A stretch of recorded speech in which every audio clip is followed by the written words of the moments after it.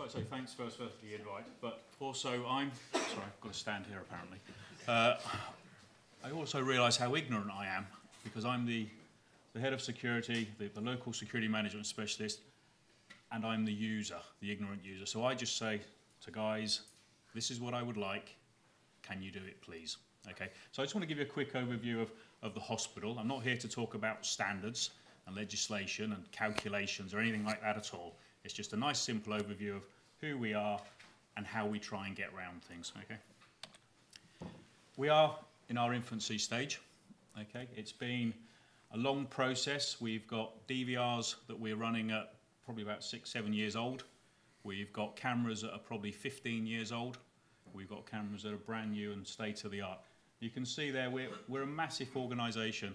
I wish it was only 40 ED attendances a day. It's actually 400. Okay, we're the busiest in the UK. We have the most amount, we're an acute trust. We have the most amount of mental health patients coming through the door. We have a huge mixture of acute type patients. We have a million patients a year at Denmark Hill, 500,000 at our other trusts here. So you get an idea of the scale, the problems. We can have wonderful fire systems, security systems, CCTV. We've got a lot of privacy and dignity issues. We've got data protection issues.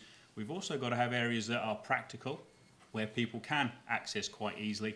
We also have to have that facility to be able to lock those facilities down as well, be it a ward or a department as in an emergency department.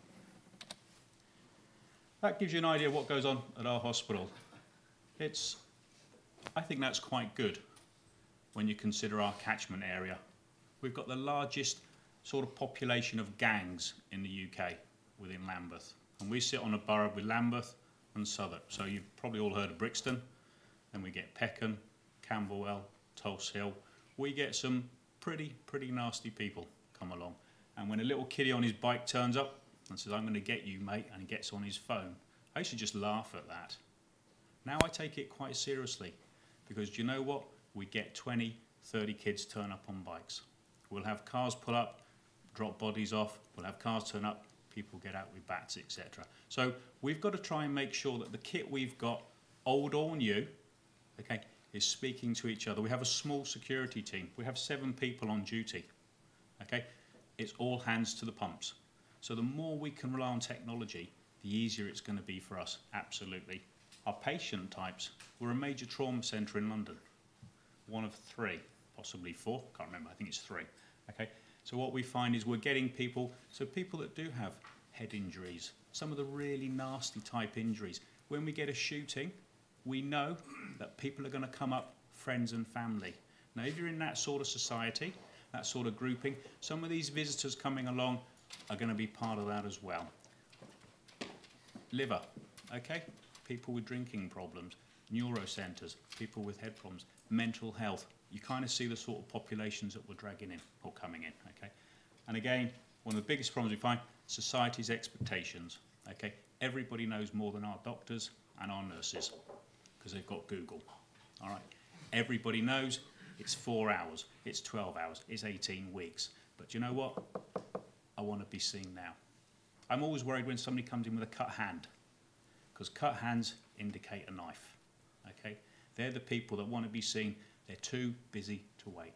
They don't see what's happening at the back, in the resus department, in the majors department. Okay? So there are sort of problems that we're having. We're quite big apparently in terms of systems. When I started there, 2002, we had 70 doors that were access controlled. We've grown quite a bit. I think we're over 1,200 at the moment. So it's quite a large system. I used to know everything. I used to know all the doors, where they would work, what access groups. We've worked really well with ACT in terms of growing their system for our needs. It's quite nice. We've pushed the boundaries twice and stumped them. But that's really good because it's been a fast, quick fix. Okay? Look at, we're about 300,000 transactions a day we're recording. Okay? Open, close, door ajar, etc. like that. Okay? Our CCTV and our intruder, CCTV and our access, they're integrated. We want to start bringing on board in terms of our intruder alarm systems and so on like that. Okay, lockdown, 600 cameras. As I say, I started, there was about 150. We're now up to 600. It sounds an awful lot. It's not. give me 2,000, give me 3,000, and that still wouldn't be enough.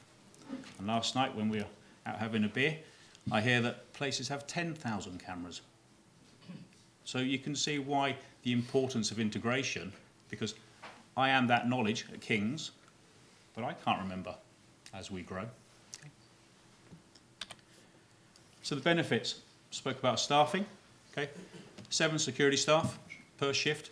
Sometimes we've got agency, so we've got different levels. We need to keep it simple, okay? I might know my way around the systems, all the benefits, or what it can, it can't do, the analytics, okay? But you stick some guy off the street with a badge, he's now my operator, we've got to keep it easy, okay? We can talk about the threats and dangers, etc. Communication, it's great. We have a police officer that works at the hospital. We have a fantastic relationship with Lambeth Police, okay? They're there every day, you know. As it was this morning, we've got 4 police guards in the hospital. I love it, it's great. We were number 1 one year for the number of armed guards. People hate it. I think it's brilliant, because you know what? When you see men walking around with machine guns, we don't have much crime, absolutely, okay?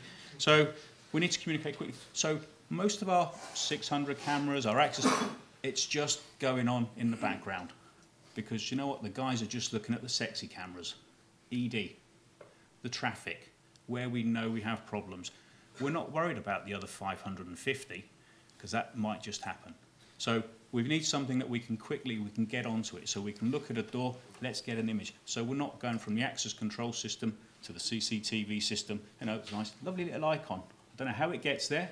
We click on it, it comes up, shows us a lovely little picture. Works really well. Okay, single point of control, etc. Efficiency, we've spoken, and it is a comprehensive approach, because we're just teaching people about the one system. If it's all linked in, they're not having to learn about 6 systems. So speed, training, etc. Cost, absolutely. It's really, really expensive. Okay, when we changed over 6 years ago, we went, our cheapest quote was 300,000 up to £1 million to swap over just our CCTV systems. Okay, that's a long time ago. And I know some prices have come down. You try explaining to a board that you'd like £500,000, please, just to change your cameras. Okay, you've got to get them excited. Okay, our existing infrastructure and security equipment, lots of old stuff. We were talking last night. We thought we would love a sexy 10 megapixel camera. How cool would that be? Our network couldn't cope with it. We had a claim, somebody tripped, died. Okay, at the moment they tripped, we didn't have enough bandwidth, we lost the image. Okay, so that's how important it is to get it right. Thankfully, it was at Coroner's Court, okay, it was accepted, it was a trial camera, and that's why it was acceptable. All right, we soon got it replaced. Okay, so they're the sort of considerations that we have to do, and it's about monitoring it, because what is working one day might not be working, changes. Okay, talk about the, well, we've spoken about proprietary systems and all that. Works quite well. All our providers quite open. We were with a company, it was closed protocol. We had to move away from them because it just wasn't possible for where we wanted to be going. Okay? And reliance, reluctance, etc., and capabilities. One of the things we find is I like having great ideas, and I like thinking I'd like it to do this and that, etc. But we have to rely on the providers, but also people like our ICT teams, you know, our security, ICT security. Okay, it's actually getting them on board, because they're all quite busy as well. So we have projects that have just been resurrected in the last month that we were talking about 3 years ago. It's just trying to get those people, because I don't have that knowledge and expertise, far from it. Okay? It's just about getting these other people. It's about showing them the benefits, as opposed to it's just great for a security world and we're going to catch lots of people.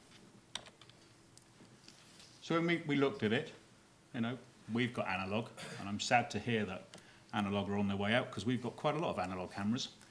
So we had to get that hybrid solution. It works for us. Other system providers, absolutely. But it's about getting people on early, because there's nothing, I certainly learned that when I first went out and I was going ahead and we got the money and we were going to do all these wonderful things with it, the problem was then HR are saying you can't do that. That's against this policy, that's against that regulation. You know, so then we've got the ICT saying, well, no, our systems are not capable of all that. So I suppose it's quite difficult, because we've got great project teams, design teams come in, great salesmen that can come in and say, we can do this and that. You know, and I might say, that's lovely, that's sexy, that's what I would like. Okay, most of it isn't practical in terms of where we are at the hospital at the moment. Okay. Planning, certainly why do we want it and where are we wanting it? Okay, and I suppose the most important thing is the expansion. We were 200 cameras, or 600. 1,200 doors, we'd probably be 2,000 not too far away. Okay, so it's about making sure, because we don't want to go through that whole tendering process again of let's have new systems. It's a complete pain, the planning that goes into it. And again, the policies, you know, usual sort of stuff. And it's about benefiting the organisation. Okay, it's not just about catching bad guys. Okay, it's showing whether it's the stock, whether it's our patients, children, etc. It's about showing the benefits of the organisation. It's about being practical. I would love to lock down the hospital. I would love to have a man on every door. I would love that you can't come in my hospital unless you've got an invite. But you know, it just doesn't work. Absolutely not. So where are we going next? And this is a little slide that our policeman likes to use because that's what he does with all the police agencies. And I thought that's quite apt because that's what we want to be doing in terms of our systems. We want them all linked in, we want them talking to it. So the less work that we have to do as security guards, let's say, is the more that the technology is going to be doing for us. Absolutely. We're talking about, you know, talk about fire systems, we talk about intruder, but we're talking about baby tagging. Okay? We're talking about ESR, electronic staff records, which is across the NHS over in the UK. We actually want that information to populate our access control systems, so we're not sitting there typing and so on. So that's pretty good. Intruder and panic alarms, that's a work in progress. And obviously fire, so I think we've got something like 5 different fire systems. So you can imagine when that comes on board, the issues that we're going to have there as well. Okay. So it's a very, very quick speech, and I know I'm way ahead of my time. Okay. These guys, all the technical stuff, absolutely. I'm the little user, and I have a little wish list. Okay. I'm going to be more understanding now when I say to the developers and designers, this is what I would like. I didn't realise. And when I go to the toilet, it's the first time I've ever been in a toilet and I've inspected the lobby to make sure it's safe. Never done that before. Okay?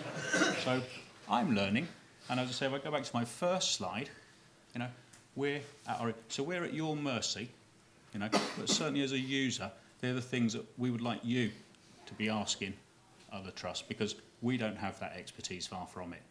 We just know what we would like, and we'd like it done cheaply. Yeah? But it's got to work. Okay. That's it from me. Is there any questions at all, or we're going to save that for later? Okay. Thanks.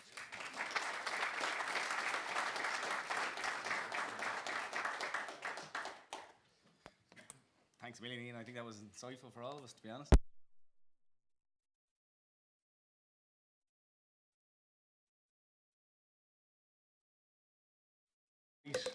Our speakers just take a seat up there, and we'll just pass around the microphone as questions arise.